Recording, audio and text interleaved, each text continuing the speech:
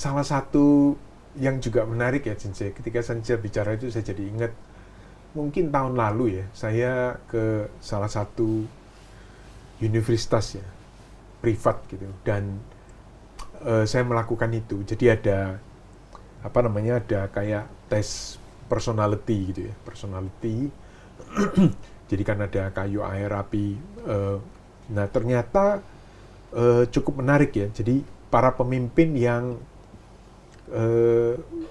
berhasil gitu ya, mendorong timnya untuk maju, itu banyak yang memiliki unsur kayu. Jadi unsur kayu itu Sugita ternyata akan tumbuh gitu ya. Jadi karena itu secara psikologis mungkin ya, secara dasar gitu ya, mereka mencari kesempatan untuk maju terus, untuk tumbuh terus. Jadi very interesting, itu ternyata bisa ketika kita bagikan tes personality-nya gitu ya. Beberapa orang yang sudah merasa mapan, unsurnya kayak apa gitu ya. Beberapa orang yang merasa agak khawatir, itu unsurnya lebih kayak apa. Tapi karena pada waktu itu yang kita bicarakan adalah pertumbuhan di dalam perubahan gitu. Maka ternyata para pemimpin ini banyak yang kayu gitu ya. Menarik. Dan kalau dilihat dari Pak Tzu ya, Pak Tzu ini memang kan sebenarnya setiap orang itu punya kelebihan unsurnya. Tapi ada beberapa hal unsur kayu ini menyebabkan juga gangguan pada kesehatannya. Kan kalau kayu dia dominan lebih besar, kayu kan ada di itu kan, liver kan, gitu. Dan pasti livernya jadi bermasalah nanti di kemudian hari. Nah, kayu juga punya sifat apa? Orang yang punya sifat unsur kayu lebih besar, itu sifatnya orangnya kekeh. Kekeh ya? Kekeh, ayo mau ya, nggak pernah kaku mau. Ya? Itu. Kaku gitu ya? Iya, kaku. Oke. Dia tuh susah dibelokin kan, kalau kita kayu gini kan susah. Ya kan? Pecah. Kalau dibelokin juga, kalau bisa belok dia balik lagi gitu. Beda sama logam. Kalau logam keras, tapi kalau sudah dibengkokkan, istilah, kalau kita bisa menjelaskan dengan baik, dia akan percaya, dia akan mengikuti. Okay. Logam kan gampang dibelokin juga kan. Okay. Tapi kalau kayu nggak bisa dia. Harus pelan-pelan ya? Harus pelan-pelan susah ya? sekali. Sangat susah. Itu orang-orang kayu, jadi stubborn dibilang. Oh iya. Istilah seperti itu. Tidak bisa seperti membengkokkan bonsai ya? Oh, justru ada pohon yang belok gitu kan ya? Dia makanya dia harus diikutin. Kan dia mesti pakai logam. Iya. Oh iya benar Dita. Betul. Gitu. Kalau enggak dia nggak bakal mau, dia balik lagi. Iya, betul. Dan biasanya kalau yang unsur kayu berlebihan itu banyak kena diabetes. Sering saya Pak. Aduh. Apa hubungannya, Jinsei? Ya mungkin karena sifat strivingnya itu. Stubbornnya itu. Jiwa kerasnya dia mengorbankan segala-galanya. Pejuang. Gitu. Oke. Ya mungkin salah satu seperti yang dikatakan bos-bos yang pimpinan yang memang harus jiwa keras gitu. Iya ya, berani ya menghadapi pertama menembus tanah tuh.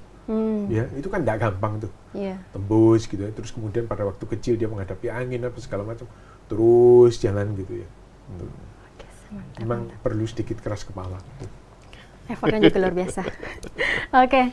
Nah, Sensei mengenai TCM ini pembahasan kita semakin seru. Saya suka sekali nih. Nah, mengingat tentang TCM ini kan sebagian orang tadi yang saya sampaikan juga tadi orang mulai tertarik nih untuk belajar TCM ini. Baik itu untuk biar dia bisa untuk kesehatan dia dan keluarganya ataupun untuk memahami tubuhnya sendiri gitu. Tapi kalau menurut Sensei sendiri, apakah masyarakat umum itu memang perlu untuk mempelajari dasar-dasar dari TCM ini? Sangat perlu sebenarnya. Kan di TCM ini sebenarnya terbagi-bagi. Terutama makanan sehari-hari lah yang simpel. Zaman dulu makanan itu ada estetikanya. Tapi sekarang ini sudah dilanggar semua. Iya kan? Kalau kita masak sayur kan cenderung dingin. Mestinya pakai jahe sedikit. Untuk menyeimbangkan. Kalau sekarang terbalik-balik gitu. Jadi masak sayur pakai bawang putih gitu. Bawang putih itu kan gunanya memang antibiotik. Dia memang khusus buat seperti kangkung, bayam karena dia dibilang sui cai. Sayur di air dia hidupnya. Iya kan? Karena dia banyak bakteri segala, dia harus dimatiin kan pakai bawang putih. Nah, tapi kalau sayur-sayur yang lain itu cenderung dingin. Dingin itu dia perlu kasih sedikit jahe. Jadi banyak ketidaktahuan kadang-kadang di dalam cara masaknya. Ya. Bagus. Nah ini yang harus kita kembangkan lagi dari literatur zaman dulu. Jadi ada beberapa makanan yang tidak boleh bertemu. Itu ada zaman dulu, saya waktu masih kecilnya saya sudah lihat tuh gambarnya tuh. Zaman dulu itu sudah ada. Ya sebenarnya ini leluhur kita tuh luar biasa ya. Mereka itu kayak mama saya nggak sekolah Chinese medicine, dia udah bisa kasih makan capo buat anaknya. Dia tahu bagaimana cara masaknya. Iya. Itu kan udah naruri mereka itu. Karena orang tuanya juga begitu kan dulu. Oke. Kita sudah kehilangan ini. Nah, maka dari itu Nalanda adalah sebagai juga salah satu di bidang kesehatan, ini juga harus dikembangkan untuk kebaikan masyarakat. Betul. Berbeda banget ya Sensei dengan junk food gitu ya. Kalau Iya. kita beli yang cepet gitu ya, wis pokoknya beli itu ya. Kita nggak tahu bagaimana mereka memproses junk food itu ya. Iya, saya baca literatur mengenai tentang Lee Kuan Yew ya, PM Singapura.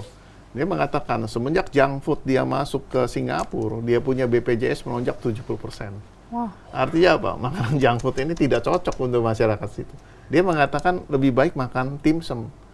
Oh, Gitu. Kenapa? Kalau makan dimsum kan semua dikukus. Low kolesterol. Ya. Oke. Iya. Kalau di situ goreng, tepung, terus kasih sambal, minumnya itu coke. Cok gitu. Ya kan? Minumnya Coca-Cola atau minum ini Minum es. root beer ya. Itu kan manis semua, dikasih ketemu lemak manis jadi kolesterol tinggi, diabetes. Nah ini yang sebenarnya kita harus bangkitkan lagi. PM Lee Kuan Yew aja udah mengatakan itu. Dia udah tahu. Jadi Departemen Kesehatan kita itu perlu ya, Sensei, untuk mengerti hal-hal itu yang paling Sebenarnya basic harusnya ya. ya. Menganjurkan, tapi kan ini dunia bisnis memang nggak bisa paling bisa diinformasikan, masyarakat memilih sendiri. Karena masyarakat sendiri ya memang berani mati istilahnya. Saya suka makan ini ya makan aja, hidup katanya cuma sekali, saya mau suka makan saya makan. Apalagi ya revolusi kuliner ya, di mana-mana ya luar biasa ya. Nah, kalau kita revolusi kuliner pun kita harus bisa lihat ini makanan ini sehat atau tidak. Iya kan? Keseimbangan kadang kita lihat aja. Contoh martabak, wah kejunya banyak sekali. Terus susunya banyak, sampai tebel segini. Iya. Ya Padahal kan? itu bukan susu ya, Sensei. Ya. Kayak krim manis dikasih Nah gula itu gitu. kembali lagi pilihan kan masyarakat sendiri, dia mau nggak, dia udah tahu kesehatan dia jaga, gitu. Memang nggak bisa dihambat dunia itu, tapi ya memang pilihan lah buat kita semua. Tapi kita bisa menyampaikan apa yang terbaik buat kita semua, generasi berikutnya. Tapi sekarang juga lagi ngetren nih Sensei dan juga Pak Steve. Sekarang tuh lebih banyak orang makan kukus-kukusan. Ada yang kukus singkong, ubi, jagung, semua sekarang dikukus-kukus tuh. Kalau bisa kukus gitu pasti lebih sehat bagus, masyarakat. ya. BPJS pasti turun di Indonesia. Oke. Jadi nggak perlu pakai BPJS lagi kita kalau kayak begitu ya. Iya. Tapi orang Oke. yang jual gorengan juga makin banyak. Iya sih ya. Sama naik turun. Laku banget kan? Iya. Kalau Iya. orang yang jual gorengan sudah lewat gitu ya, semua orang keluar dari tokonya untuk beli gitu. Kukusan sama gorengan kalah kukusan Ya, kayaknya ya. itu Tergantung harus seimbang. orangnya juga Iya sih. nama yang. Iya benar. Nggak bisa kita paksakan. Oke. Iya. Oke, kita lanjut nih Sensei. Mengenai body space medicine tadi kan di istilahnya kesehatan timur kan ada dua istilah tuh, ada ruang tubuh dan juga energi tubuh nih Sensei. Nah, mungkin Sensei bisa menjelaskan ke kita nih antara hubungan dari energi tubuh dengan ruang tubuh itu sendiri. Gini, tubuh kita ini sebenarnya punya ruang-ruang. Jadi kalau kita lihat dulu belajar, saya dari teknik nggak tahu yang lain belajar nggak ya. Satu besi aja itu dilihat ada molekul-molekulnya, dia ada ruangnya, makanya bisa dipatahkan kan, bisa dipatahkan. Tubuh kita juga sama, sel sama sel ini ada ruangan, ada celah, gitu. Jadi dia ruangan sel ini dilalui oleh energi, sama aja kayak kita sekarang saya duduk sini, ya, pasti duduk sana, ini semua ada ruangan lewat sini, putar. Kita rasa adem kan, karena ini energi lewat nih. Mengalir. Kita nggak terlihat, tapi kalau kita latihan meditasi kita bisa lihat. Ini seperti siklon, puter ini, kelihatan itu pasti. Saya dulu rajin itu, saya bisa ngelihat. Jadi siklon itu luar biasa puter. Jadi makanya kita bisa adem aja, karena ini terjadi perputaran tanpa kita sadari. energi sebenarnya ini juga mengandung materi. Gitu. Orang bilang, oh ini gelas ini kosong. Sebenarnya nggak kosong, ada energi. Energi itu teori Einstein, energi sama dengan massa dikalikan kecepatan cahaya pangkat 2. Kuadratkan kuantum. Artinya satu materi bisa hilang kalau dia mempunyai kecepatan. Dia berubah menjadi energi. Kan teori Einstein seperti itu. Nah ini sesuai dengan 5.000 tahun yang lalu dikatakan di Huangti Neijing. Bahwa di qi chen xing, qi san chen feng. Energi berkumpul akan berbentuk. Energi terurai akan hilang seperti angin. Iya kan? Jadi kalau dia terbentuk kan ada massa. Kalau dia terurai lagi, dia hilang. Berarti bukannya hilang, cuman hanya berubah bentuk. Sesuai kita belajar waktu SD, energi tidak bisa diciptakan atau dimusnahkan. Hanya diubah dari satu bentuk ke bentuk lain. Jadi nggak hilang. Nah inilah materi juga sebenarnya. Cuman dia mempunyai kecepatan sangat tinggi. Maka dari itu kalau kita gini aja, kita kan merasa kan, seperti ada itu kan. Berarti kita menyentuh materi kan. Gitu. Nah ini teori dasar itu. Nah di tubuh kita ada ruangan ini dilalui. Pada saat kita lahir, ruangan ini masih bersih, seimbang. Begitu kita udah mulai dewasa, kita tahu makanan enak, ya. Terus cara hidup malas, misalnya tidur-tiduran, ya numpuk di dalam, menutupilah materi-materi ini di ruangan. Dan mulailah terjadi keluhan-keluhan. Maka itu ilmu ini membahas tentang teori ruang tubuh, yang dikatakan body space medicine. Melihat itu, lihatnya dari mana bisa tahu macetnya. Apakah macet di dalam sel atau macet di luar sel? Dari lidah. Makanya dari lidah ini banyak sekali informasi yang bisa kita dapat kalau kita pelajari dengan detail. Ini titik ini menyatakan apa nih? Gitu. Ini ada tonjolan di sini, apa ini? Oh, berarti ada tanda-tandanya di lidah kita ya? Sangat menarik. Saya justru mempelajari itu, wah ini ilmu luar biasa nih. Makanya saya lepasin konsultan teknik saya, lari ke dunia kesehatan. Keren. Gitu. Since, kalau kan sekarang kalau orang sakit kan disuruh ke laboratorium gitu ya. Apakah hal yang ini tidak sehatnya ruangan di dalam tubuh gitu ya, itu dari laboratorium ada petunjuk walaupun namanya berbeda gitu? Apakah ada kayak tes tertentu yang kita bisa anjurkan kepada pasien gitu ya, sehingga ketika dia ke lab dia bisa bilang tolong tes saya ininya gitu, dan itu kalau dibawa pergi ke Sinjai bisa ngeliat, wah ini selmu kurang sehat atau apa, apakah ada semacam itu? Sebenarnya ada. Kenapa? Karena saya sendiri praktek kan kadang-kadang pasien belum bicara tentang hasil lab, saya udah kasih tahu. Dia bilang, wah cocok sesuai dengan hasil lab. Itu satu. Yang kedua, bisa saya langsung bicara. Misalnya banyak sekali orang-orang yang terkena tekanan darah tinggi. Itu kalau sudah sudah diputuskan bahwa dia kena tekanan darah tinggi, dia harus minum obat tekanan darah tinggi dan seterusnya sampai mungkin meninggal atau apa gitu ya. Nah, yang diabetes ya, itu dia harus suntik insulin ya, sampai seterusnya gitu ya. Nah itu gimana? Apakah ada yang bisa dilakukan oleh Chinese medicine untuk mungkin menyetop konsumsi yang seterusnya itu karena mungkin ada akibatnya atau apa gitu? Bisa. Saya sendiri menangani beberapa pasien yang suntik insulin sudah 15 tahun, ada yang 9 tahun. Cuma saya hanya bilang sama mereka, kamu mau siap nggak setiap hari tapi datangnya terapi? Gitu. Karena maka dari itu belajar Chinese medicine bukan sekedar kita harus belajar, kita harus latihan. Makanya di tempat saya tuh kalau kita belajar pemula, itu latihannya berat. Latihan olah diri dulu, olah energi kita di badan kita. Yang pernah di sini ikut mungkin pada berasa ya, keringet bercucuran semua, gitu, sampai basah. Itu latih untuk mengolah mesin energi di tubuh kita, sel-selnya biar berubah. Menjadi ibarat kalau dulunya misalnya mesin 4 silinder, dulu masih pincang, sekarang benar-benar sama kerjanya, sinkron. Itu bangkitkan itu dulu. Setelah kita bangkit, tangan kita ini punya energi, punya chi. Gitu. Nah, pada saat kita menyentuh perut seseorang, kita lakukan terapi dengan terapi perut pelan sekali, hanya pelan aja. Itu di dalam itu terjadi perubahan yang disebut transplasi sel. Kan di dalam pelajaran Chinese medicine ada dikatakan namanya sel yang bisa membantu sel yang jelek. Contohnya gini, kalau kita belajar nyanyi, misalnya Pak Steve ngajar saya nyanyi, Pak Steve ngajar do re mi fa sol la si do, saya ikutin. Setelah saya bisa, Pak Steve lepas kan? Lepas. Gitu, sama seperti itu. Karena energi setiap sel kalau dia keganggu, kita lebih besar. Hukum energi yang lebih besar akan mempengaruhi yang lebih kecil. Gitu. Nah, kalau dia terjadi link ini, terus dia akan mengikuti polanya yang sama gerakan. Setelah sama kita lepas, dia akan bergerak sama. Artinya apa? Memperbaiki sistem sel yang di sini. Gitu.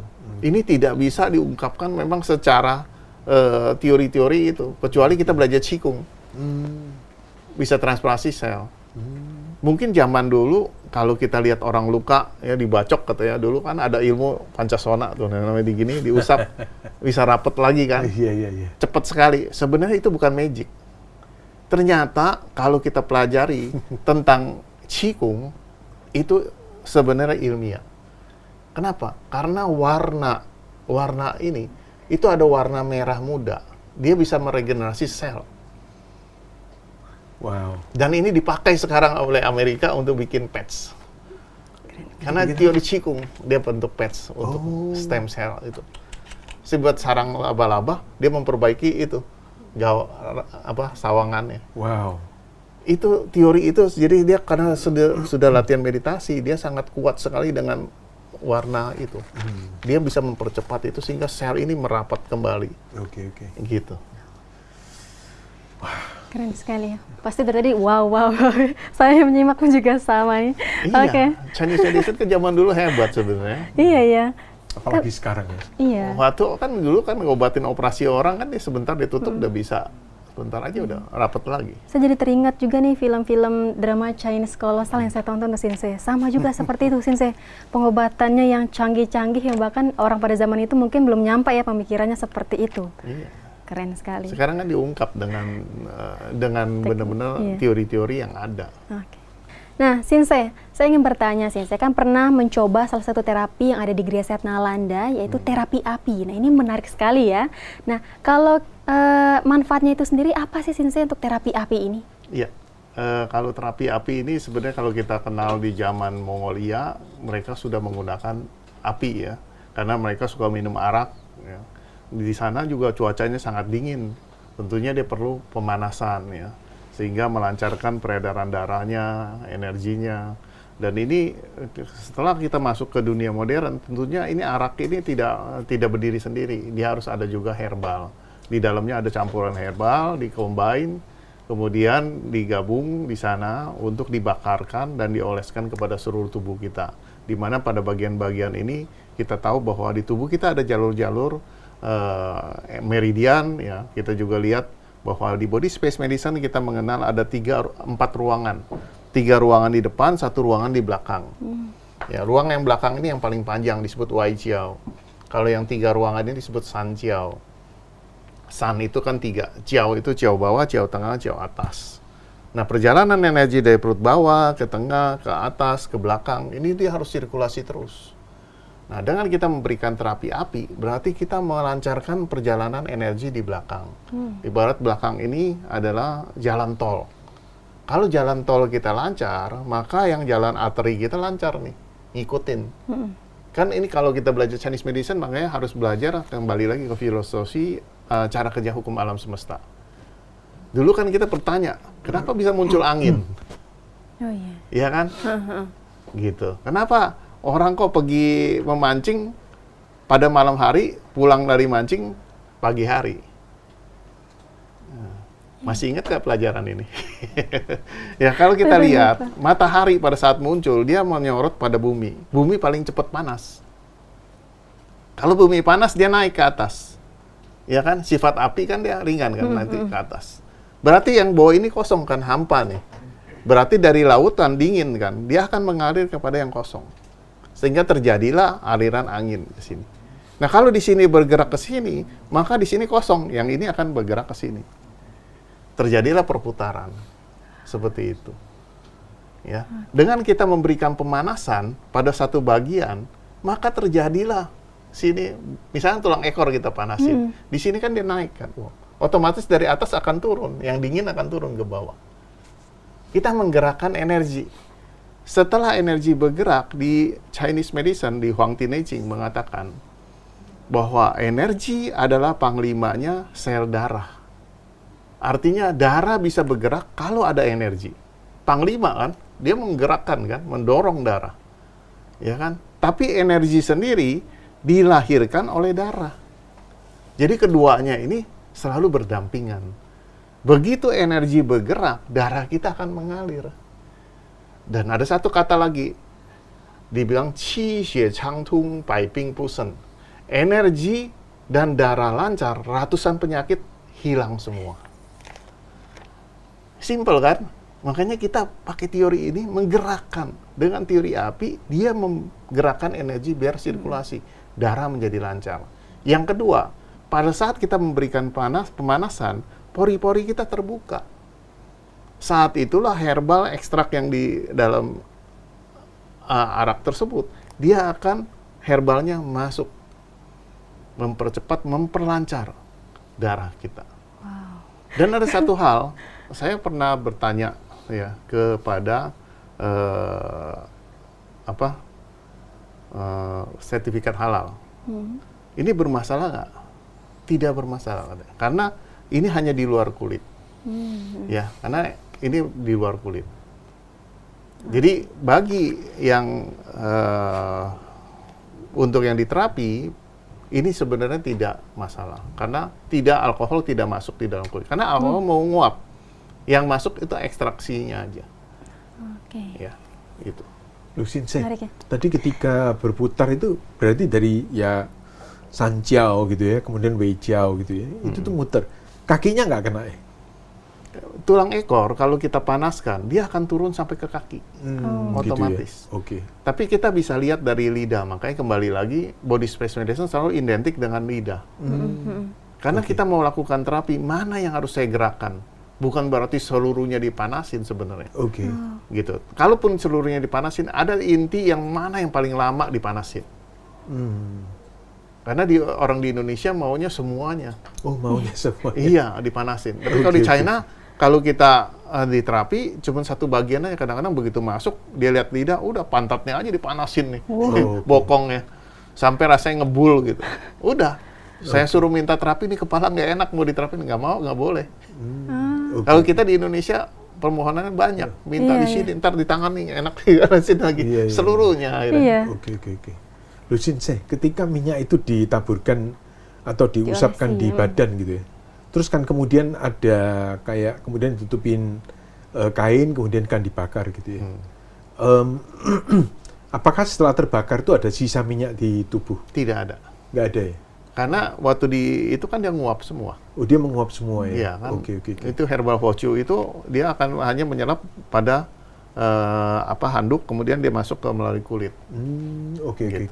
Apakah ada minyak yang sebaiknya ditinggal di badan gitu sehingga mereka bisa pulang, ininya tetap? Tidak. Enggak ya? Sebaiknya enggak ya? Kita hanya menggerakkan energi dan darah. Kembali lagi, dengan bergeraknya energi dan darah, maka ruangan-ruangan antar sel itu menjadi bersih kembali. Ibarat saluran got, kalau kita buka yang macet itu bagian yang mampet terbuka, dia akan ngalir jadi bersih. Oke. Gitu. Nah, intinya seperti itu aja. Simple sekali, simple. Oke. Nah, ini saya mau tanya nih, Sensei. Kalau tadi kan dijelaskan juga sama Sensei kalau terapinya kan bersih itu kan. Nah, kalau misalkan nih kita terapi itu bener nggak sih, ada kan yang mengatakan bahwa mitos atau fakta sih kalau kita habis terapi itu nggak boleh mandi setelahnya tuh, Sensei? Ya. Memang secara teori Qigong, kalau kita belajar tentang Qi, energi, kita tidak dianjurkan langsung mandi. Kenapa? Karena air itu selalu memecahkan energi sifatnya. Kan pada saat terjadi lagi sirkulasi bagus, dia lagi lancar, disiram sama air, kacau balau semua energinya. Air itu bisa memecahkan energi. Makanya dikatakan feng shui kan. Feng sama angin sama air. Dia bisa memecahkan semua energi yang macet gitu. Tapi kalau minum nggak apa-apa ya? Minum nggak apa-apa, tapi wudhu nggak apa-apa. Wudhu nggak apa-apa. Tapi asal jangan diguyur gitu. Oh, berarti, Cuci kaki nggak apa-apa. Berarti habis terapi nggak boleh langsung mandi gitu ya? Tapi Nggak berapa boleh langsung jeda, mandi. berapa waktunya? Paling bagus sih 8 jam, tapi 6 sampai 8 oke masih. Oh, oke. Ya, 6 sampai 8 jam. Jadi jangan takut, aduh badan saya lengket. Enggak, karena dengan terapi ini bersih kok. Udah dibersihin, malah disapuin pakai itu kan, herbal. Higienis ya? Iya, pakai handuk lagi. Oke. Alasan yang tepat untuk tidak mandi, Sugita. Oh iya, berarti kita kalau terapi di Gria Sehat nggak perlu mandi juga nggak apa-apa berarti Sinse ya? Makanya Aman. sebaiknya kalau saya terapi pasien, kalau yang ini, mereka dia tahu, saya mandi dulu gitu. Jadi Oke. ada Tapi berenang boleh, Sinse? Kalau sudah lewat 8 sebaiknya jangan hari Jangan itu. ya, jangan hari itu ya. Karena dingin lagi masuk kan. Kalau dia sindromnya dingin, udah dipanasin enak-enak, angin dingin lagi masuk. Masuk angin lagi berarti nanti ya? Iya. Waduh. So, jangan, kecuali dia kolam renangnya anget. Oh, Oke, oke. boleh dicoba pasti. Oke. Nah, selanjutnya ya Sinse, pertanyaan saya nih. Saya kan pernah juga nih mencoba terapi yang apa itu menggunakan batu yang namanya mungkin beban batu kalau nggak salah ya, yang dipakai di leher, bahkan juga di perut, di kaki. Nah, itu rasanya enak banget. Itu manfaatnya apa dan namanya apa sih Sinse? Iya, di China itu di Shijiazhuang, Pusat Body Space Medicine, itu dinamakan Ya Fu Chen. Ya itu arti tekanan, Fu itu bantal, Chen itu adalah terapi kan. Jadi Ya Fu Chen dikatakan. Tapi di Indonesia kita namakan QBase, ya, Quantum Bioenergy Stone Therapy. Ya. Tapi kalau bahasa di kampung ya terapi beban batu katanya. Kita gunakan batu, tapi bisa saja mungkin kalau di kampung dibutuhkan dengan terapi pakai beras juga bisa aja. Yang penting ada bebannya. Ya, terapi ini sebenarnya metodologinya gampang ya. Melihat kita tahu bahwa badan manusia sebenarnya darah itu cuma 5 liter. Tergantung berat badan ya. Tergantung tinggi besar, kalau positif mungkin lebih dari 5 liter. Gitu. Jadi kalau badan kita 5 liter, pada saat kita berdiri, ya kita kan banyak kan berdiri kan, berjalan. Darah kan ngumpul di kaki kan. Oh iya. Berarti kan kalau misalkan berapa persennya turun di kaki, di atas kan kekurangan kan. Iya, benar-benar. Nah berarti di atas defisiensi, sehingga organ-organ kita mengalami penurunan fungsi. Ya kan? Nah, untuk supaya mencapai organ-organ ini terlindung lagi, supaya sel-selnya bekerja, memperbaiki sistem sel di itu, kita harus salah satu caranya membendung. Darah ini kita bendung. Maka dari itu kita suruh duduk rapi, tegak lurus, ya, dibendunglah, pasang batu, dibebani. Dan beban ini bisa sampai 3 kali berat tubuh kita. Wow. Ya. Jadi kalau kita pasti beratnya 80 kilo, berarti 240 kilo bisa. Kaki ya bisa menahan beban itu. Tapi asal pastikan tulang kita jangan keropos. Oh iya. Oke, Ya. oke. Jadi nanti ada beberapa kriteria yang harus kita tahu. Misalkan lagi bengkak kaki, terus tulangnya lagi ada sakit memar gitu, jangan. Ya, atau tulang ini ada keropos ya. Gitu. Berarti ada. Dan ada cara tekniknya, harus diikat dengan kuat ya, rapat sehingga dia tegak lurus begini, baru dibebanin di atasnya nggak apa-apa. Kita nggak boleh miring, kalau miring begini nanti dia cedera ya. Oh, oke. Seperti itu. Memang kita sengaja kita bendung, setelah itu bendung darah dia ngumpul. Kita kasih waktu 30 menit. Dan 30 ini sangat meditatif. Jadi pada saat kita bendung itu badan kita bisa rasanya nyaman sekali. Betul, Ya, betul. bisa berkeringat. Semakin berat itu batu, semakin enak. Setuju. Gitu. Kalau makin ringan, tanggung, aduh, ngilu dan kesemutan. Ya, kalau bisa beban tambahin lagi, tambahin sampai enak gitu. Nggak apa-apa. Paling nanti kesemutannya hilang sebentar aja. Batunya perlu dipanasin atau diapain? Nggak usah. Batunya hanya batu, Batu. dari batu taman yang kecil-kecil. Jangan batu yang gede-gede. Kalau batu gede sakit ntar tulang Iya, keringat. iya. Ya batu kecil-kecil. Oke. Itu beban itu dipakai ya untuk membendung itu sehingga bisa memperbaiki sistem organ kita. Orang-orang yang lumpuh ternyata bisa jalan lagi, dan orang yang sakit berat bisa sembuh. Wow. Ternyata itu terjadi regenerasi sel. Karena darah kita mengumpul, dia bisa memperbaiki sistem sel kita lagi, organ-organ kita. Terapi itu namanya terapi apa itu, Sinse? Ya Fu Chen atau QBase kita katakan. QBase? QBase, Quantum Bioenergy Stone Therapy. Tapi kalau orang-orang umum biasanya mengatakan, oh ini terapi beban batu, gitu. Oke. Dan ini kemarin saya promosikan juga di ulang tahun ke-15 Body Space Medicine dari Kementerian Kesehatan. Dalam hal ini Pak Roy selaku direktur, beliau itu sangat kagum dengan teori ini.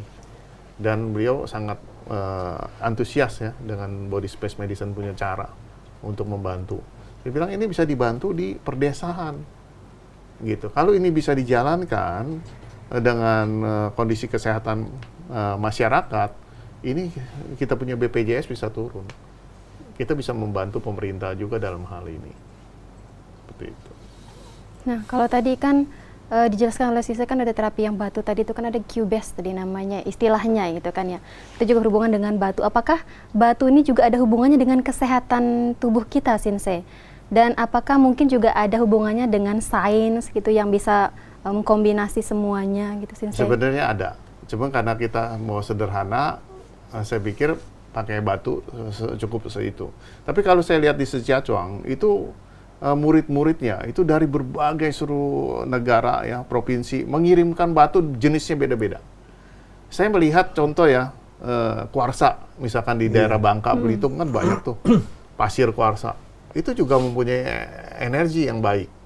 Ya, kalau kita bisa gunakan hal-hal itu juga bisa bantu untuk bikin bantalnya dari kuarsa.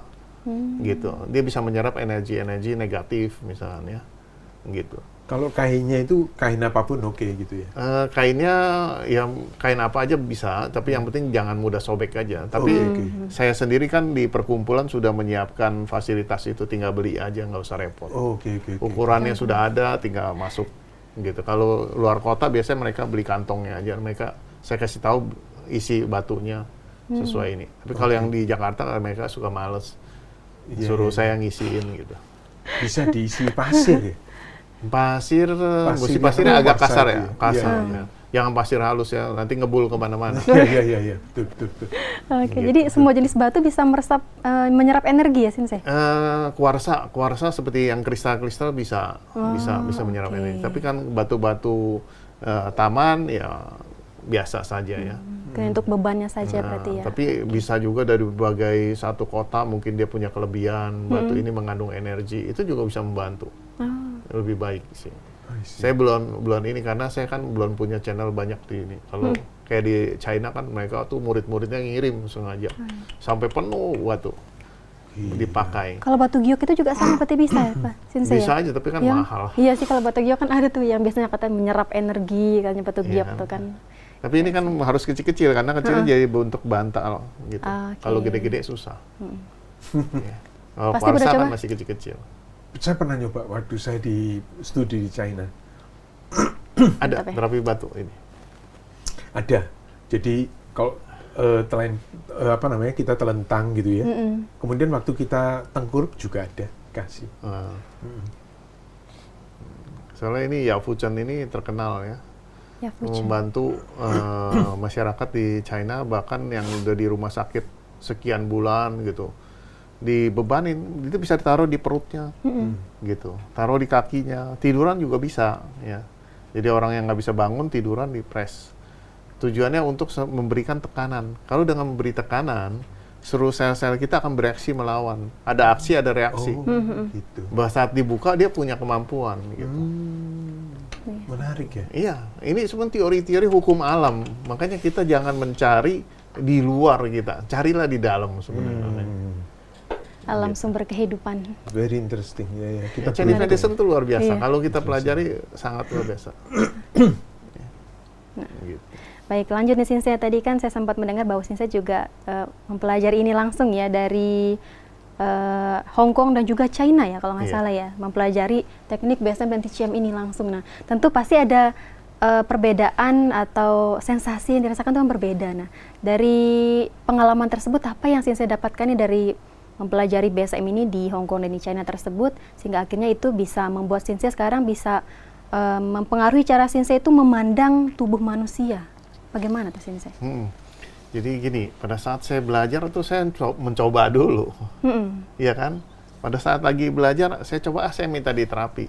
Begitu diterapi, loh kok ini saya bisa ngambang ya badan saya, loh bisa ngalir satu badan, gitu. kok bisa begini ya gitu. Jadi kenapa saya bertanya kan. Akhirnya saya tertarik mempelajari itu. Gitu. Nah, pada saat saya ikut pelatihannya, itu pelatihan pertama dari Hong Kong dibawa ke Indonesia ya. Waktu tahun 2008 itu saya ingat di Bandung. Itu mengajar para tunanetra yang jumlahnya 60 orang. Gitu.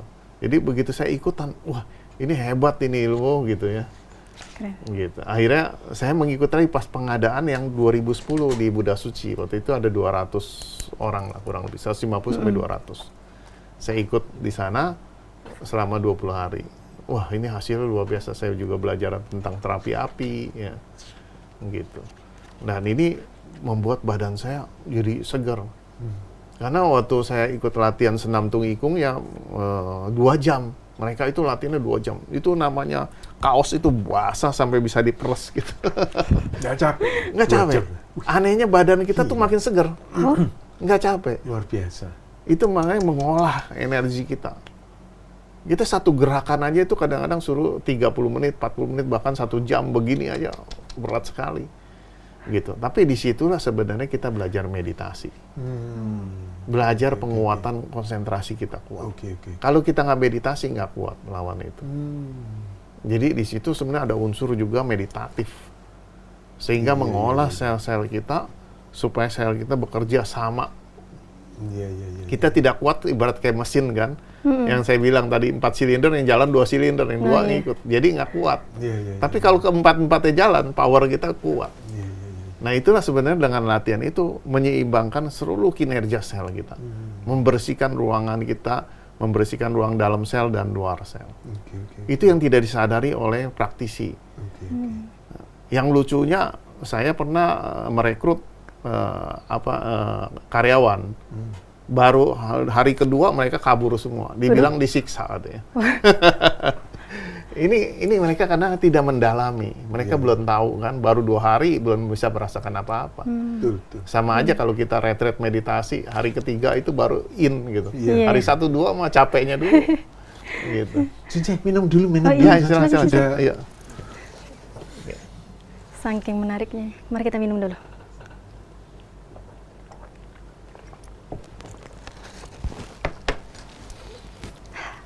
Tapi kalau mengenal Chinese medicine ini, setelah kita pelajari filosofinya yang kuat. Dia punya dasar basic filosofi dulu. Makanya kalau sesuatu ilmu harus ada filosofinya dulu. Ada spiritualnya juga, Sensei? Otomatis dong, terbawa. Karena dari filosofi ini mengandung arti yang dalam. Makna yang dalam. Seperti tadi, energi berkumpul akan berbentuk.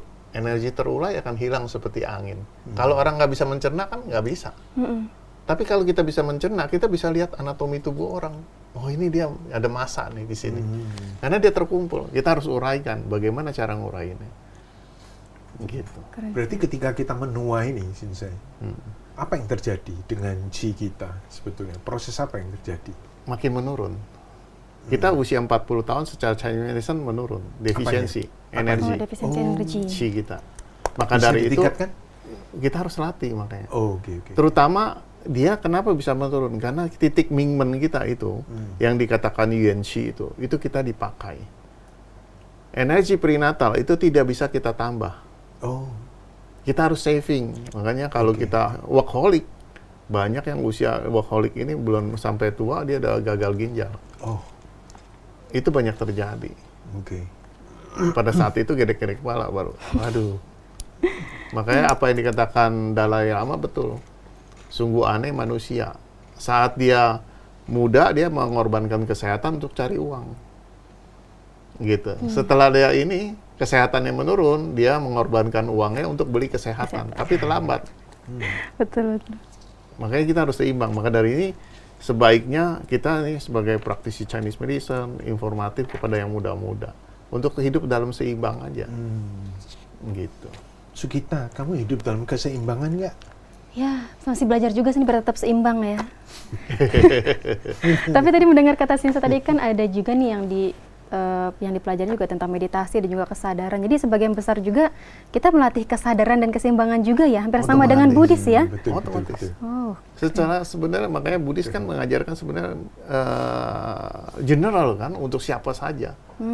Gitu. Kita pun sama di dalam manapun ada bagian itu. Sebenarnya ada bagian itu. Yang disebut mindfulness.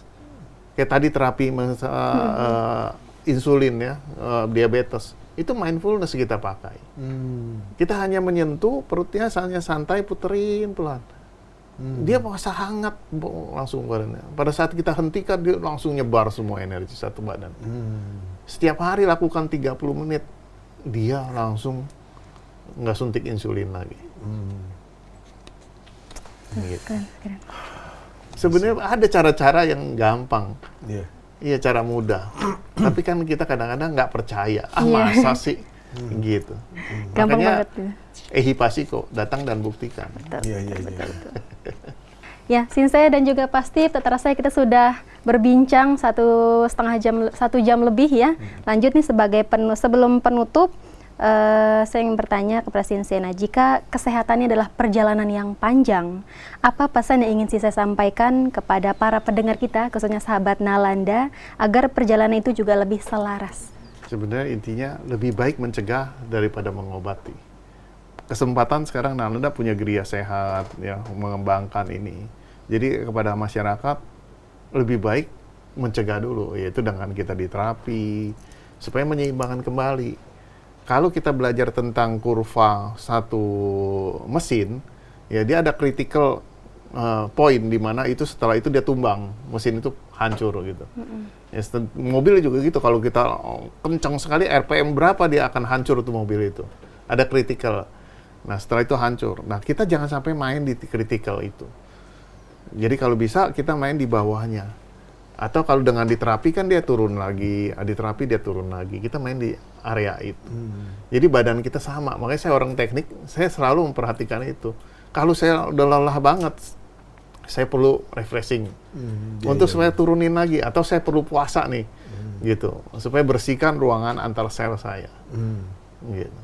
Oke, setuju sekali. Jadi kita ambil di situ. Lebih baik mencegah daripada mengobati. Ya. Keren, Oke, setuju. kasih. Luar biasa. Menarik sekali ya, Pak Steve. Menarik sekali. Saya jadi ingat kayak cellphone ya, mungkin untuk Gen Z ya. Jadi jangan nunggu sampai teleponnya itu habis gitu ya.